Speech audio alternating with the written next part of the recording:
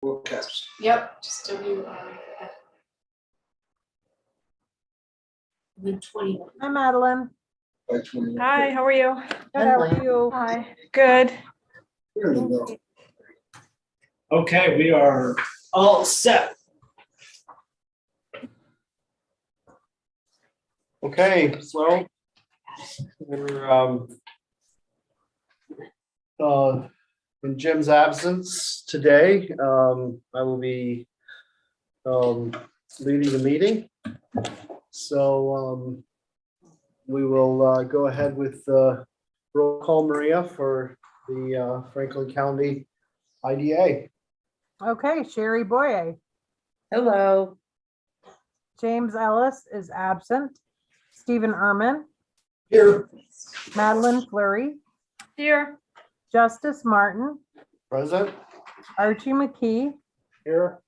We do have a vacant seat, and also present are Jeremy Evans, CEO, Maria Bourgeois, Russ Kenyon, and Kelly Brunette.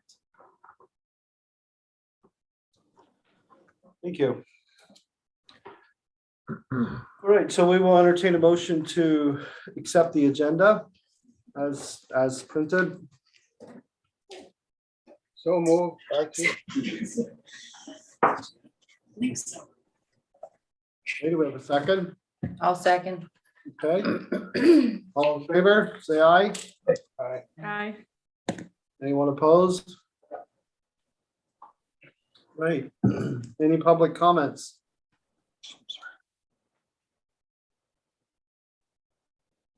Not, we will move on to entertain a motion to approve the minutes from April 20th, 2022. I will make a motion. Accept the minutes. Second, Archie. All in favor? Aye. Hi. Anyone opposed? Okay, that leads us to bills and communications. We do have I wanted to bring attention to a letter that the North Country Chamber of Commerce submitted to the state of New York, basically on behalf of IDAs across the state. There are two bills, a Senate bill and an Assembly bill, that would prevent industrial development agencies from offering pilots payments in lieu of taxes for school taxes. This would be pretty devastating to this important economic development tool in New York State, because as we all know, in a typical municipality, school taxes represent up to 60, maybe even a higher percentage of the overall tax burden. And so the real value of a pilot, if it makes sense for a community and for the IDA and for a project, the real value is that it exempts all property taxes from all of the jurisdictions. And so this bill would prevent pilots on the school portion of an overall tax bill. And so there's been an effort to reach out to the state and let representatives know how effective IDAs have been in helping to promote economic development in New York State, and how devastating this bill would be to IDAs trying to use this tool to promote economic development. So I thought that it was important just to share this with the board and let you know about it. And so that's why it's in the bills and communications. Okay. Thank you. Any thoughts or Much discussion? appreciation that the chamber wrote this letter and sent it. Thank you, Jeremy. Okay, do we have any committee reports? Thank you for listing the committees there, Maria.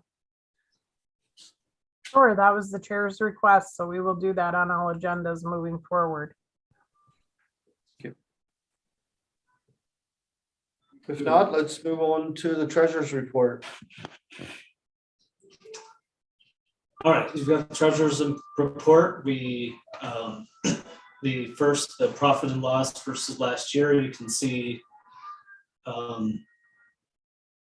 we're about in line as we were last year at this time, more or less. Nothing really to bring up in the first report. If we look at the budget, year-over-year budget, we're starting, time's flying in the year, so we're starting to see some of the percentages tick up for that kind of halfway point that we're getting towards.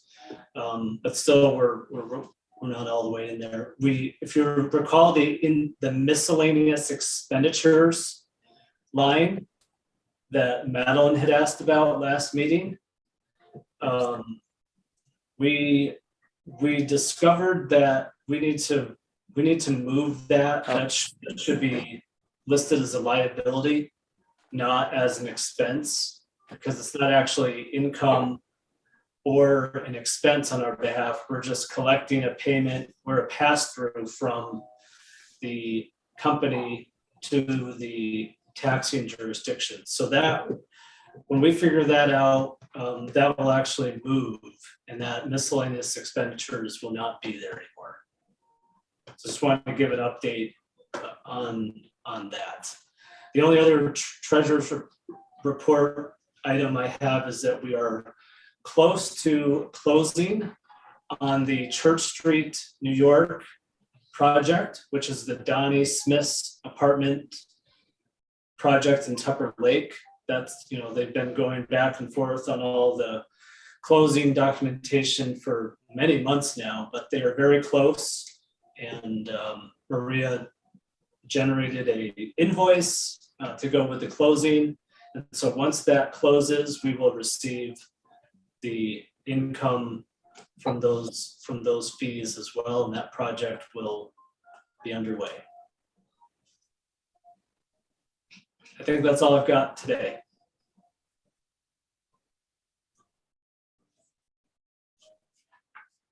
Okay, very well. Entertain a motion to approve the treasurer's report. Steve moves.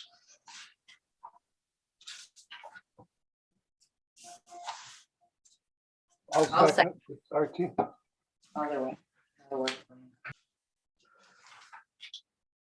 Other discussion or questions?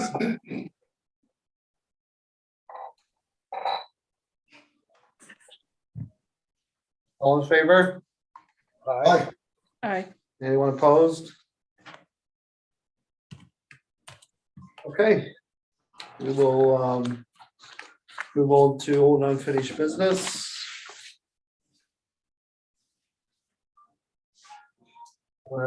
Take it, Jeremy, concerning the IDA Clean Energy Project report. Okay, so I wanted to share this report. As you know, and as a reminder, the Authority's Budget Office is an office that helps oversee and monitor public authorities in the state. And they regularly do audits on different topics that are relevant to public authorities.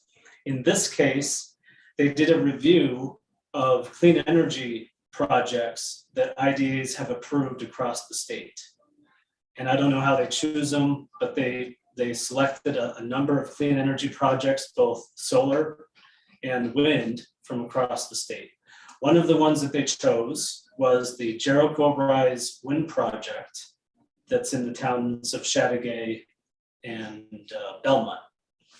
And so they did a review and requested documentation from us to help with their review.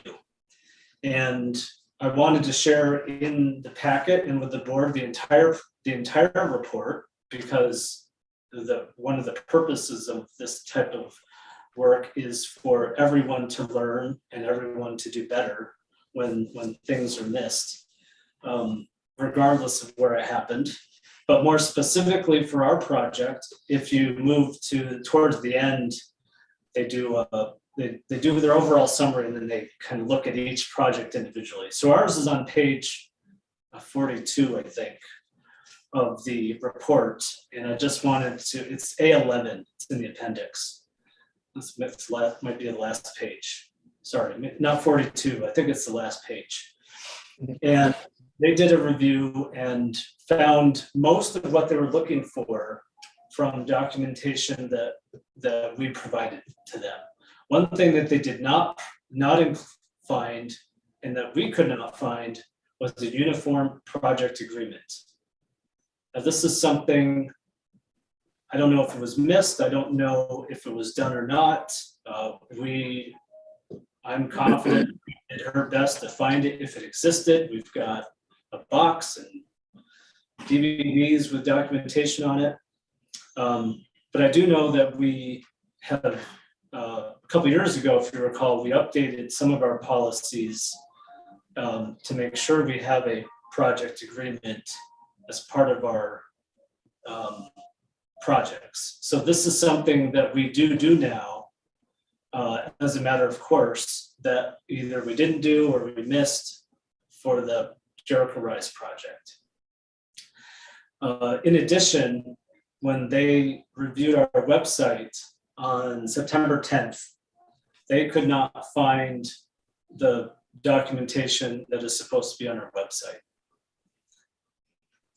I don't know what our timeline was back in the fall, but we were literally working on making sure we had our required documentation on our website. So I have no doubt that, well, I don't know if maybe they didn't find it or if it wasn't there, but subsequently, we do have for all of our approved projects, well, not even just approved ones, even ones that we've received applications for and done initial resolutions.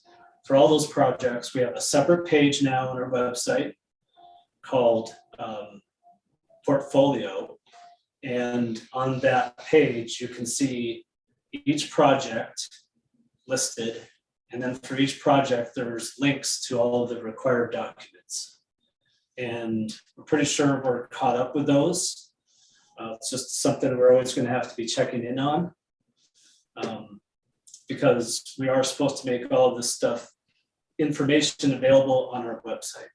And, you know, even it makes sense for it to be on the website because anything that someone can find on our website just makes it easier for us to be transparent, and it takes less work, right? Because we put it up there once, and if somebody can find it, then they don't need to ask us for it.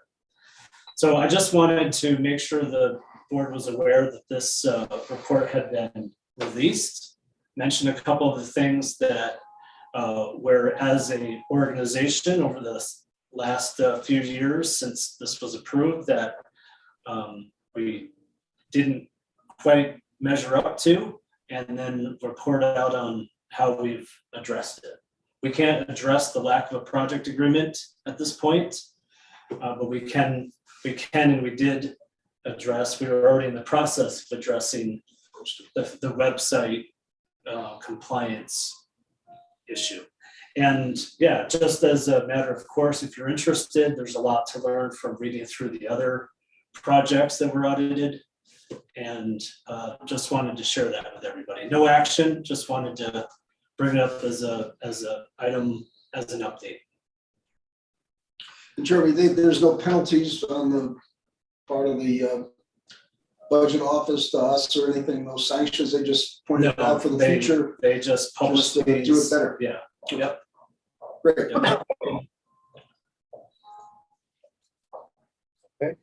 Very good. Thanks for keeping us posted on that, Jeremy.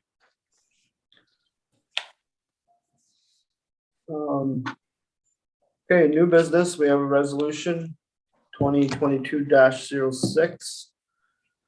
Memorandum of agreement with Lake Champlain, Lake George Regional Planning Board. Do we have a first and a second to bring that to the table?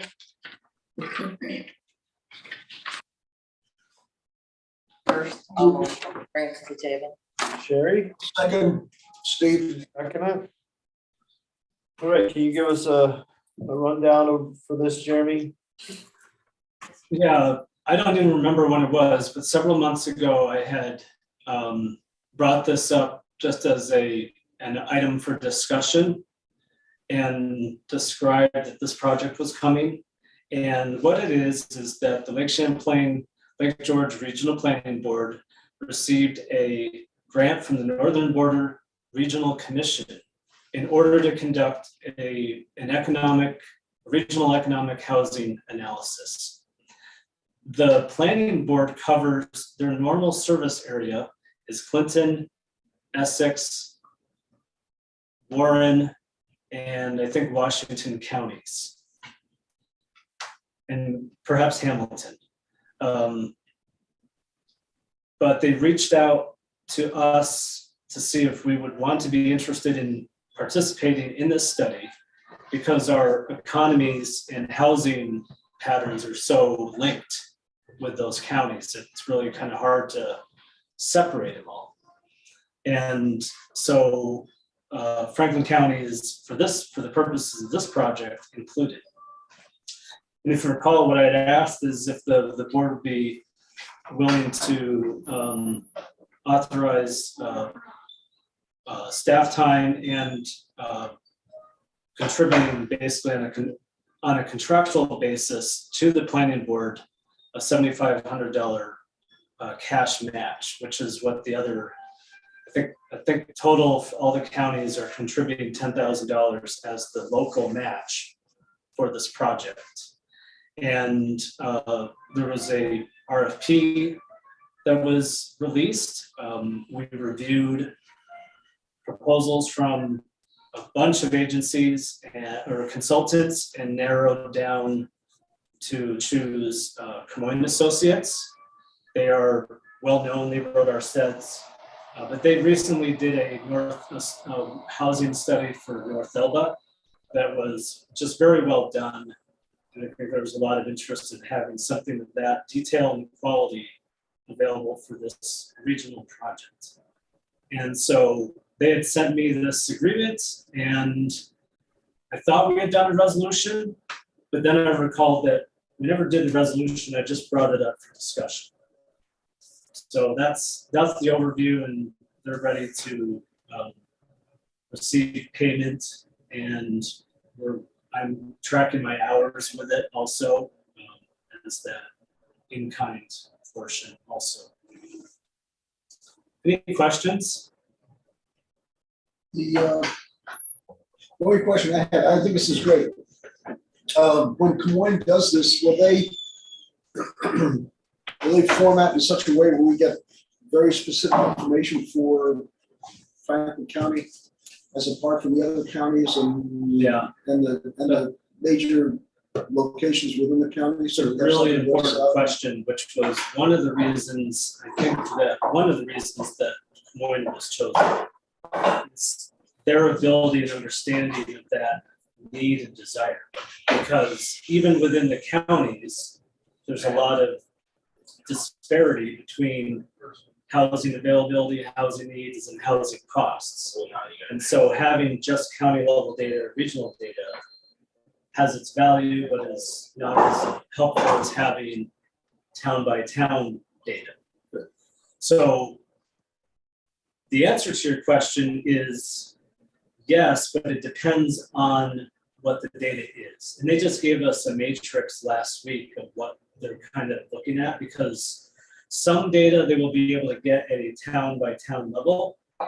Some data they cannot. And so it'll be at a county level. Good.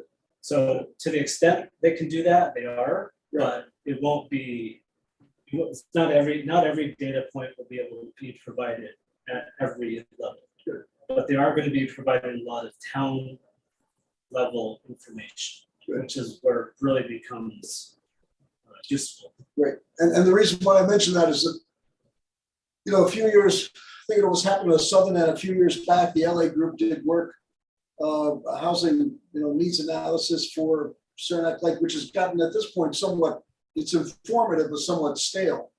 And this is an opportunity, I think, to give us some updated data, updated information that's post 2020 census. And there's a couple of initiatives that are happening down here that are important, one of which is the village's formation of a housing task force, which is going to implement a plan that was devised with Jeremy being on that earlier group. And the second thing is countywide, we have a discussion of creating a land bank, and that's so a number of things that happen, and we could use some data to the count for the county and its subunits, basically. I think that help us move these other efforts forward. So I'll be happy to make the motion whenever the motion is. Well said, Steve. With the Any other motion- thoughts or It's questions? already done. We Okay, have a first and a second. I'm behind the times, I'm sorry. Any other thoughts or questions? I'm a little bit ignorant on this, and I'm curious as to how this might benefit Franklin County. It seems to be aimed at the Lake George and Lake Champlain areas. And how might this benefit Franklin County, which seems to be somewhat remote from those lake regions? Good question. So that's their normal service area, but is those counties that are along those two lakes. But because our economies and housing patterns are so tied together, they felt that it would be better to have something more regional because it really doesn't end at the county boundaries. And so that's why they reached out to see if we would participate. And the benefit to us is that the same, whatever data they collect for Essex County, and the towns within Essex County, for example, they'll be collecting the same type of data for Franklin County and in each of our municipalities. So we'll get the same information and analysis as the other counties. Does that help? Well, somewhat, and how might we use the data that's collected? Oh, well, that's a good question too. So what we have found, just even in our own work, say with Tupper Lake, when I was working with Melissa McManus and Mayor Maroon on trying to see who might be interested in the OWD property for housing, having timely information about housing needs that we could hand over to a prospective developer would have been very helpful, because in a lot of cases, people don't understand what the real demands are for different types of housing. They don't understand. It's not that they don't understand. There's just not good information about what the gap is between incomes and affordability. And so if we have a better snapshot of that, then it helps us with our efforts to attract new housing developers or to use in funding applications for projects that are either have a housing component or where we're trying to demonstrate what some of our challenges are. And so since it's becoming a crisis. I mean, it might be variable a little bit from one town to the other, but across the region, it's becoming a crisis because the incomes are not rising with the cost of housing. And that's what everybody thinks or feels, but this is an opportunity to get real data to demonstrate what that disparity is. So it helps policymakers, it helps developers, not to just go by what we think or feel, but to actually have data behind it.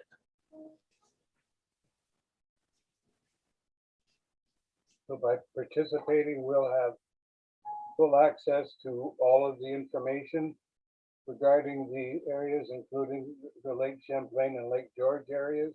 Are there Yeah, we any have, other, yeah, uh, the whole thing. the whole thing? Yeah. Yeah, so I mean, everybody would have access to all of the results, regardless of where you are.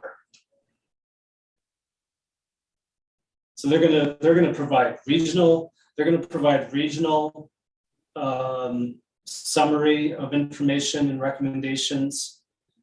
And then they won't be able to provide recommendations down at the town level or anything, but they'll provide the data at the town and county level.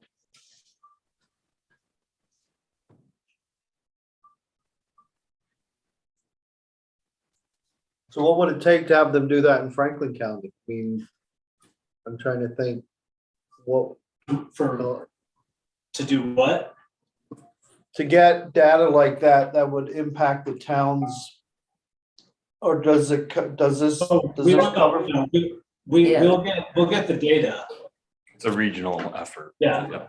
We'll get all the data. We'll get all the analysis at the county and town level. But they won't be able to provide recommendations for every town or village. Yeah. Yeah. It'll be a little bit higher level recommendations on strategies to take to address it. And the 7,500, is that in kind by your time, or is that a payment we make? No, the 7,500 is cash, and the 25, the total match is 10,000. I was able to get them to allow us to use $2,500 in kind, so that would be our time. And is this something that a grant will cover, or is this something we're taking out of our budget? We're taking out of our budget for this, so we will not, there's nothing that covers it for us. This is, each of the counties is providing this as the local match for a larger grant that the planning board got from the Northern Border Regional Commission.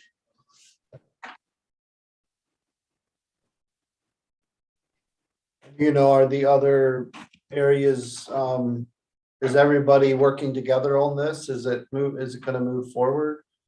All the other, Yeah, right, yeah.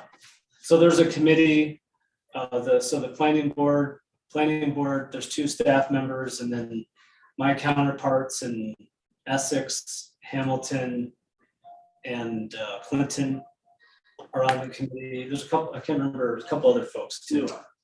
And you're on. Yeah, I'm on it, yeah. And we have direct input with Jeremy on that committee too, so. Important.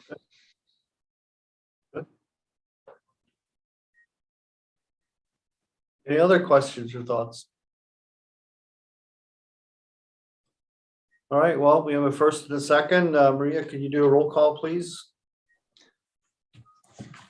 Sure, this is for resolution 2022-06 to execute a memorandum of agreement with Lake Champlain and Lake George Regional Planning Board.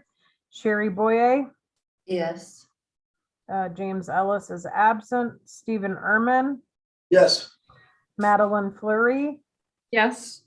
Justice Martin, Yes. Archie McKee.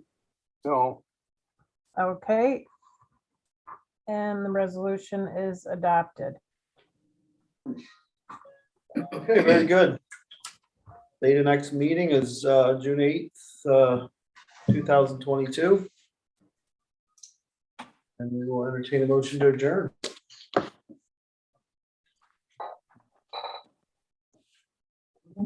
Dave? I'll move. Second. All right. Meeting's adjourned.